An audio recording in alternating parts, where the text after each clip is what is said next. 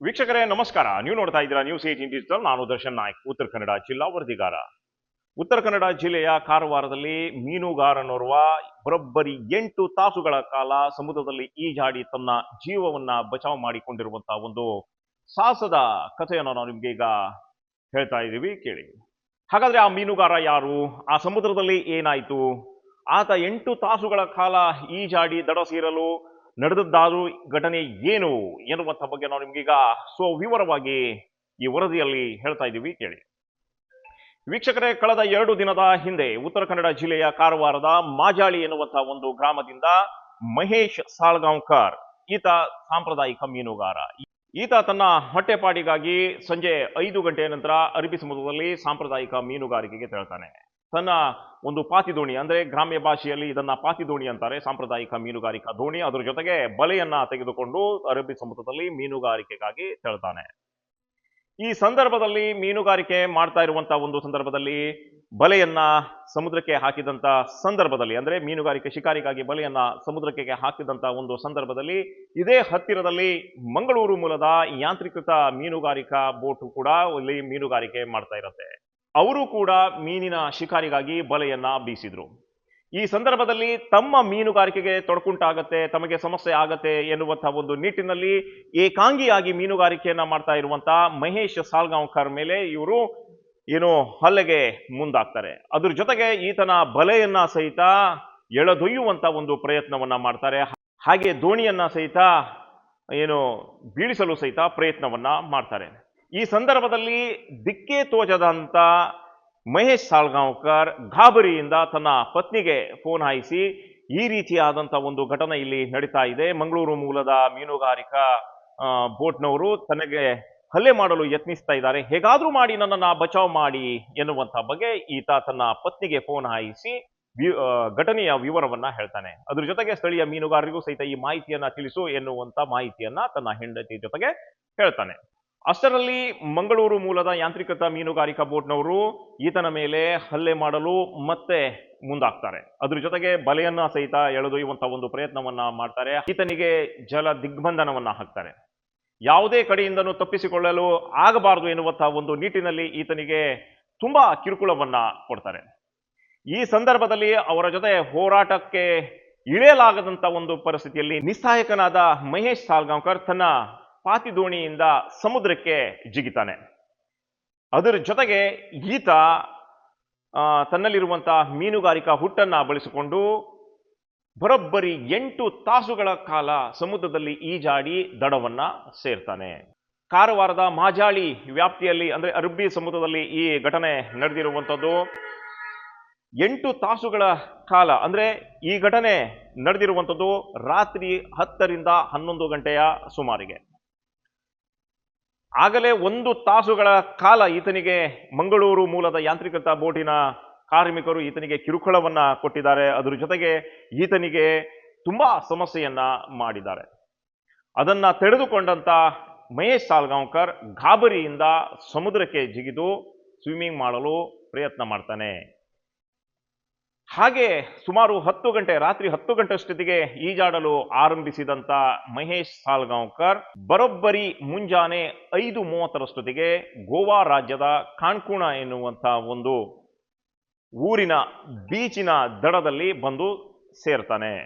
ಈ ಸಂದರ್ಭದಲ್ಲಿ ಈ ಬೀಚ್ನಲ್ಲಿದ್ದಂತ ಮೀನುಗಾರರಿಗೆ ಮಾಹಿತಿಯನ್ನ ಕೊಡ್ತಾನೆ. ಈ ಮೀನುಗಾರರು ಈತನ ಕುಟುಂಬಕ್ಕೆ ಮಾಹಿತಿಯನ್ನ ಕೊಡ್ತಾರೆ, ಈತ ಸುರಕ್ಷಿತವಾಗಿ ಇದ್ದಾನೆ ಎನ್ನುವಂತಹ ಒಂದು ಮಾಹಿತಿಯನ್ನ ಕೊಡ್ತಾರೆ.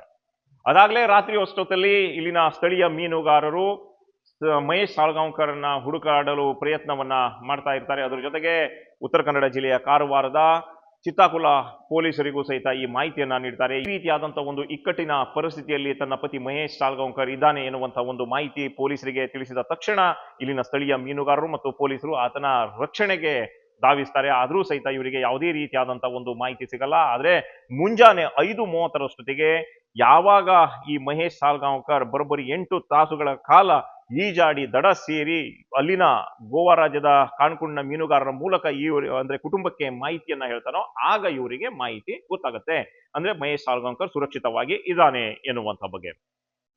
ಈ ಘಟನೆಯ ವಿವರವನ್ನ ನ್ಯೂಸ್ 18 ಜೊತೆ ಮಹೇಶ್ ಸಾಲ್ಗಾಂವ್ಕರ್ ಹಂಚಿಕೊಂಡಿದ್ದಾನೆ. ಏನಪ್ಪಾ ಅಂದ್ರೆ, ಸಂಜೆ 5:30 ತಾನು ಮೀನುಗಾರಿಕೆಗೆ ತೆರಳಿದ್ದೆ. ಈ ಮೀನುಗಾರಿಕೆಗೆ ತೆರಳಿದಂತ ಒಂದು ಸಂದರ್ಭದಲ್ಲಿ ರಾತ್ರಿ 8ರಿಂದ 9 ಗಂಟೆ ಅಷ್ಟೊತ್ತಿಗೆ ಮಂಗಳೂರು ಮೂಲದ ಯಾಂತ್ರಿಕೃತ ಮೀನುಗಾರಿಕಾ ಬೋಟು ತನ್ನ ತಾನು ಮೀನುಗಾರಿಕೆ ಮಾಡ್ತಿರುವಂತ ಒಂದು ಹತ್ತಿರದಲ್ಲೇ ಮೀನುಗಾರಿಕೆ ಮಾಡಲು ಬಂದ್ರು. ಈ ಸಂದರ್ಭದಲ್ಲಿ ನನಗೆ ಬಲೆ ಹಾಕಬೇಡ, ಅದ್ರ ಜೊತೆಗೆ ಇಲ್ಲಿ ಮೀನುಗಾರಿಕೆ ಮಾಡಬೇಡ, ಬೇರೆ ಕಡೆ ಮೀನುಗಾರಿಕೆ ಮಾಡಿ ಎನ್ನುವಂತ ಬಗ್ಗೆ ನನ್ನನ್ನ ಬೆದರಿಸಿದ್ರು ಮತ್ತು ಹೆದರಿಸಿದ್ರು.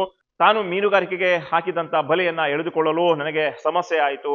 ಆದ್ರೂ ಕೂಡ ಇವರು ತನ್ನ ಮಾತನ್ನ ಕೇಳಲಿಲ್ಲ. ತಾನು ಕೈ ಮುಗಿದು ಬೇಡಿಕೊಂಡೆ ತನ್ನನ್ನ ಬಿಡಿ ಎನ್ನುವಂತ ಬಗ್ಗೆ. ಆದ್ರೂ ಸಹಿತ ಇಲ್ಲಿನ ಮಂಗಳೂರು ಮೂಲದ ಮೀನುಗಾರರು ತಾನು ಗೋಗರಿತಾ ಇದ್ರು ಸಹಿತ ತನ್ನ ಮಾತನ್ನ ಕೇಳಲಿಲ್ಲ. ಅದ್ರ ಜೊತೆಗೆ ತನ್ನ ಮೇಲೆ ಹಲ್ಲೆ ಮಾಡಲು ಯತ್ನಿಸಿದ್ರು. ಹಾಗೆ ನನ್ನ ಪಾತಿ ದೋಣಿಯನ್ನ ಮಗುಚಿ ಹಾಕಿದ್ರು. ಹಾಗೆ ಬಲೆಯನ್ನ ಎಳೆದೊಯ್ಯುವಂತ ಒಂದು ಪ್ರಯತ್ನವನ್ನ ಮಾಡಿದ್ರು. ಯಾವುದೇ ಕಾರಣಕ್ಕೂ ನಿನ್ನನ್ನ ಬಿಡಲ್ಲ ಎನ್ನುವಂತ ಬಗ್ಗೆ ನನ್ನನ್ನ ಹೆದರಿಸಿದ್ರು ಎನ್ನುವಂತ ಬಗ್ಗೆ ಈತ ನ್ಯೂಸ್ 18 ಜೊತೆ ಮಾಹಿತಿಯನ್ನ ಹಂಚಿಕೊಂಡಿದ್ದಾನೆ. मैं 5 बजे गया था समुद्र में और 7 बजे हमारे जाले हमने निकाल दिए और बाद में 7:30 बजे वो नेपाली इधर मलपे की बोट आई ना, 3-4 बोट आए वो 4 बोट आए तो नाइट हो गया ना, नाइट हो गया तो मैंने उसको बैटरी दिखाई तो बैटरी को नहीं रखे वो मेरी जाले लेके गए। जाले समय मैं उनके साथ खींचता हुआ चलता रहा तो मुझे समझ नहीं आया मैं क्या करूं। और महाजाली से मैं कानपुन तक उसके पीछे गया, मतलब जाल के पीछे, बोट के पीछे, मेरे नाव के पीछे। तो मुझे समझ नहीं आया, मेरी नाव वो पलटी हो गई तो मेरे हाथ में चाकू था और मोबाइल मैंने भेज दिया, मतलब छोड़ दिया हाथ से, और चाकू गले में लटका के वो हमारे छोटे बोट को वो साइड में हम वो लकड़ी का डंडा ऐसे पकड़ते हैं ना, वो लकड़ा मैंने काट के मेरे पेट के अंदर लिया और मेरी बोटे छोड़ दी मैंने। ಹೀಗೆ ತನ್ನ ಜೀವವನ್ನ ಬಚಾವ್ ಮಾಡಿಕೊಳ್ಳಲು ಈತ ನೀರಿಗೆ ಜಿಗಿದು ಬರೋಬ್ಬರಿ 8 ತಾಸುಗಳ ಕಾಲ ಸಮುದ್ರದಲ್ಲಿ ಈಜಾಡಿ ದಡ ಸೇರಿ ತನ್ನ ಜೀವವನ್ನ ಬಚಾವ್ ಮಾಡಿಕೊಂಡಿದ್ದಾನೆ.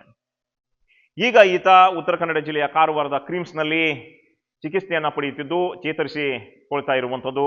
ಅದರ ಜೊತೆಗೆ ಈತನ ಪತ್ನಿ ಕೂಡ ನ್ಯೂಸ್ 18 ಜೊತೆ ಮಾತನಾಡಿ, ಯಾರು ಈತನ ಮೇಲೆ ಹಲ್ಲೆ ಮಾಡಲು ಯತ್ನಿಸಿದ್ರೋ ಅವರ ಮೇಲೆ ಕ್ರಮ ಆಗಬೇಕು, ಅದ್ರ ಜೊತೆಗೆ ಇಂಥ ಘಟನೆಗಳು ಮತ್ತೆ ಮರುಕಳಿಸಬಾರದು ಎನ್ನುವಂತ ಬಗ್ಗೆ ಆಗ್ರಹಿಸ್ತಿದ್ದಾರೆ.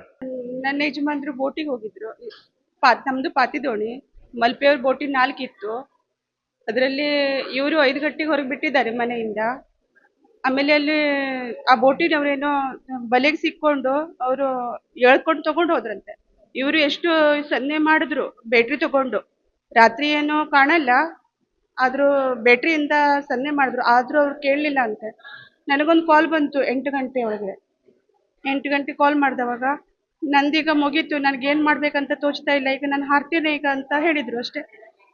ಆಮೇಲೆ ಅವರು ಹೇಳಿದಾರಲ್ಲ ಈಗ ಅಷ್ಟು 8.5 ತಾಸು ಅವರು ನದಿ ಹತ್ರ ಅದು ಕಡ್ಗಿ ತುಂಡು ತಗೊಂಡು ಅಷ್ಟು ಇದು ಮಾಡ್ಕೊಂಡು ಬಂದಿದ್ದಾರೆ, ದಡ ಸೇರಿದ್ದಾರೆ ಕಾಣ್ಕೊಂಡು ಬೀಚ. ತುಂಬಾನೇ ಭಯ ಆಯ್ತು, ಏನ್ ಮಾಡ್ಬೇಕಂತನೂ ಗೊತ್ತಾಗ್ಲಿಲ್ಲ. ನಾನು ಊರ್ ಜನರವ್ರ ಹತ್ರ ಎಲ್ಲರೂ ಹತ್ರ ಬೇಡ್ಕೊಂಡೆ, ಎಲ್ಲರೂ ಸಪೋರ್ಟ್ ಮಾಡಿದ್ದಾರೆ ನನ್ಗೆ.